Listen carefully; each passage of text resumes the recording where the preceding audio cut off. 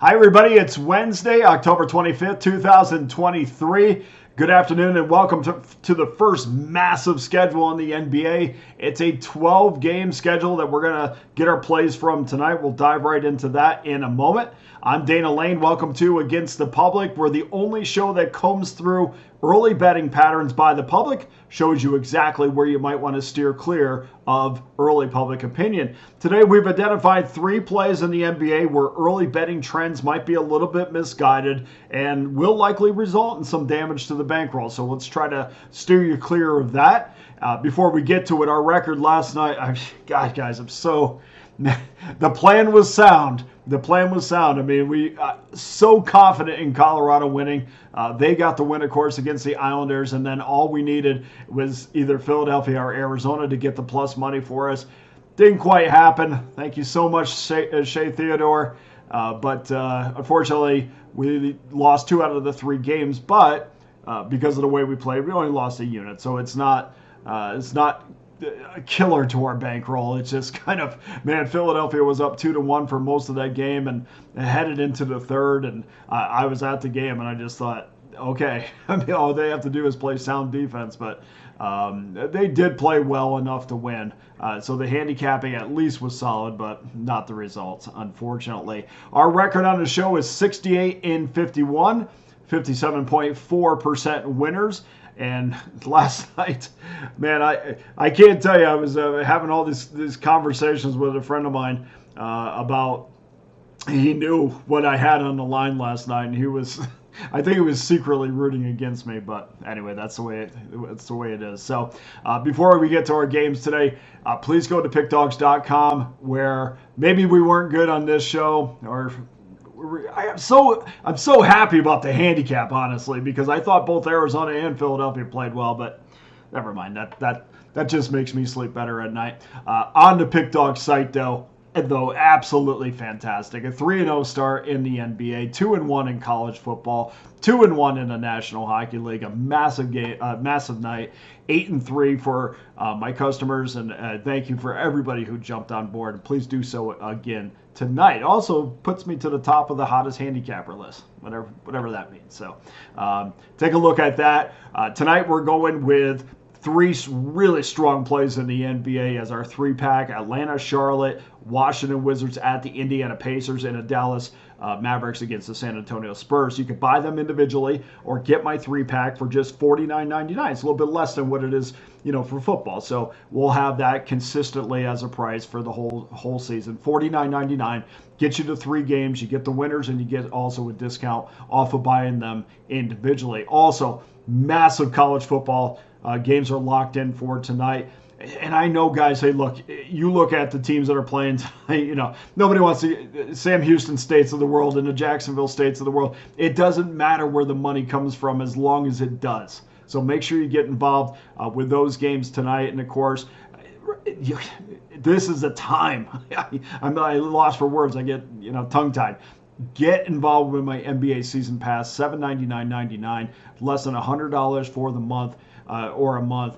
It takes you all the way through the championships in the summertime. So you get the whole season for $799.99 or 30-day pass, which a lot of you guys have done. Thank you so much. 30-day pass gets every single game for $399.99. Okay, so we didn't do a numbers segment yesterday, but I thought we would do one today.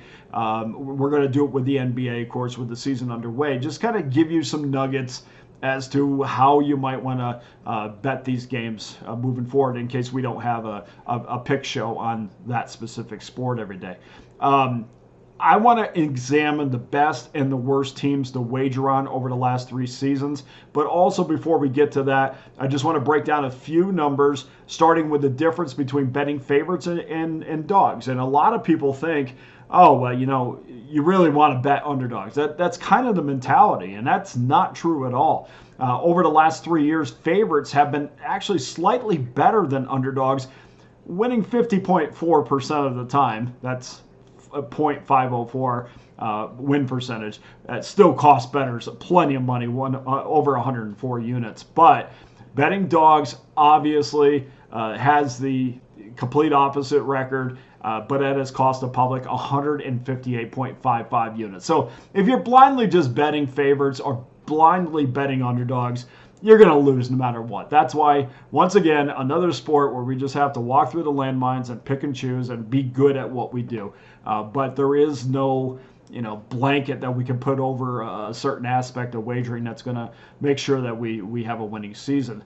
Road favorites have fared better at home than winning. Road favorites have fared better than home favorites, winning 52% of the games, but still a 13-unit loss.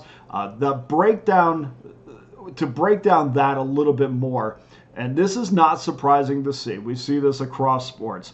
Teams that are -1 to -3 road favorites have fared better, winning 56.44%, turning a 19.43 profit. So if you do want to put a blanket wager over one specific team or line or spreads, get the smaller, the shorter lines. Of course, teams that are 1 to 3 points as a road favorite, of course, are going to fare better because they just match up better than a team that's a 10-point dog. So statistically speaking, if you're going to bet favorites, get a road favorite and get a -1 to -3. So that's worked out pretty well. Okay, so which teams are the best to wager on over the last 3 seasons? This might come out as a little bit of a surprise. Number 3, the New York Knicks, 128 and 103, 15.84 units of profit. And maybe people forgot they made it to the second round of the playoffs last year. I know the Knicks have been so bad for so long, but they took Miami to 6 games and won their first round, and that franchise definitely is turning around. We'll talk about them a little bit later. Phoenix Suns plus 16.56 units, coming in at number 2. And the best team to wager on over the last 3 seasons, believe it or not, still no ring on their finger, is the Memphis Grizzlies at plus 19.36 units. The worst teams to wager on? Well, we'll start off with the Portland Trailblazers, minus 27.84 units. The next worst team is the Los Angeles Lakers, always overvalued, minus 19.62 units. And the worst team to wager on over the last 3 seasons, obviously, has been the Houston Rockets, minus 48.73 units. It's not even close. They doubled what you would lose betting the LA Lakers. And actually, if you bet Portland and Los Angeles, you would have lost far more just betting Houston than both of those teams combined. So Houston Rockets, a team that definitely has to show me that they're over that hump before they start getting my cash. Okay, just one other fun little nugget that doesn't make this show, but I just wanted to throw it out there.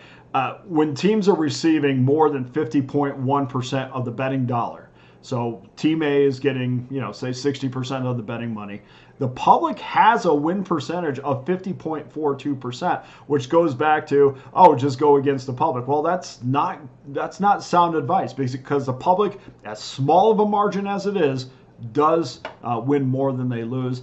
But unfortunately, 50.42% only gets you in the hole 102 units. So again, you have to be great at handicapping to kind of pick and choose what teams you want to get involved in. Okay, let's get to our free plays. Boston Celtics at the New York Knicks. Boston road favorite, minus 3.5, 223. 79% of the money wagered is coming in on the Celtics, which has pushed this number to 3.5 after opening up at minus 3. And we know New York won 3 of the last 4 meetings, or of the 4 meetings last season.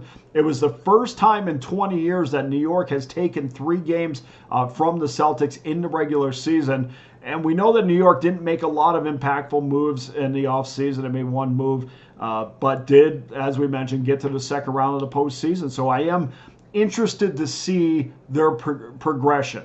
The Knicks went through 7 coaches since 2013. I like where Tom Thibodeau's team is right now. I think he's going to I think it's going to take Boston some time to gel because unlike New York, they made a ton of moves, and we're going to see, what the impact is of having Porzingis come over and Drew Holiday come over. I mean, I equate this to all sports, whether it's the NBA or the NHL. When you have a lot of moving parts, I'd like to see those moving parts gel a little bit before I start putting my money behind them. I like the Knicks plus the 3.5. Game number 2, Cleveland versus Brooklyn. Cleveland -2, 220. This number opened at -1, but 64% of the money is on Cleveland, which has forced the books to push this number up to -2. Mikal Bridges is a guy that you may or may not know. You should know. He's going to be a bona fide superstar. He's coming off his best season as a pro, and I think he's going to be a guy that's going to get better and better. I think he's a shoo-in for the All-Star team this year. He's a guy that's going to get better over time. And, of course, he came over in that big 4-team trade last February. Cameron Johnson is back as well. If you wondered where he was all preseason, he was dealing with a left hamstring injury. He's expected to play. And we get to see what we're going to get out of Ben Simmons. By all reports, Ben Simmons has been playing well, and maybe because the dynamic is different in Brooklyn now, maybe they turn the soil over and Ben Simmons likes his teammates a little bit more and wants to get out there and play. We'll see all of that tonight, but hopefully he's healthy, and that's number one. If he's healthy, he's a good ball player. I mean, he's had a long NBA career. I'm going to take New York plus the points. And your get-out game, Brooklyn, rather. Yeah, not the Nets.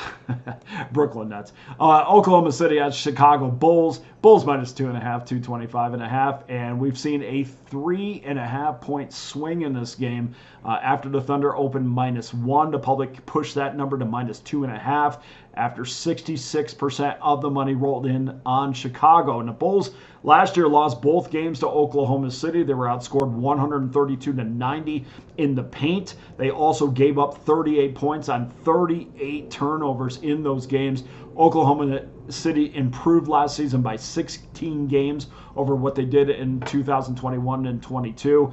I'm going to bet they're going to continue that improvement this year, and then we finally get to see Chet Holmgren as well. I like OKC here. I think they're going to win this game outright, but I'm more than happy to take the 2.5 points, and I'm also more than happy if you want to push that up to 3. Keep on betting Chicago. We'll take Oklahoma City plus the points. So that does it for today's 3 NBA plays. Just to recap, New York Knicks plus 3.5, Brooklyn Nets plus 2, and OKC plus 2.5. And before I go, just to remind you again, at pickdawgz.com right now, get involved with one of my many packages available. Got an NBA 3-pack up there, 3-0 last night, $49.99, or my 30-day all-access pass, every single play from every single sport, just $399.99 for the next 30 days. My top college football and NHL plays are also locked in. 3-0 start last night in the NBA. We're going to improve on that last night. No matter how you join me, please make sure that you do. Feel free to DM me at Dana Lane Sports or leave a message on the YouTube site. For Against the Public, I'm Dana Lane. Thank you so much and all the best. Oh, and one more thing before I go. I'm going to be out of town this week going to the Golden Knights and the Kings game, so I'll be going down to Los Angeles on Friday night. So what that means to you is, so I don't drive people crazy in my hotel room, I'm going to give you the college football and NFL video, I think tomorrow, because I'm going to be leaving early Friday. So we're going to shoot those videos early and get them out to you so you have them over the weekend. So anyway, I'm Dana Lane. Thanks for joining us. All the best to you and your wagers tonight.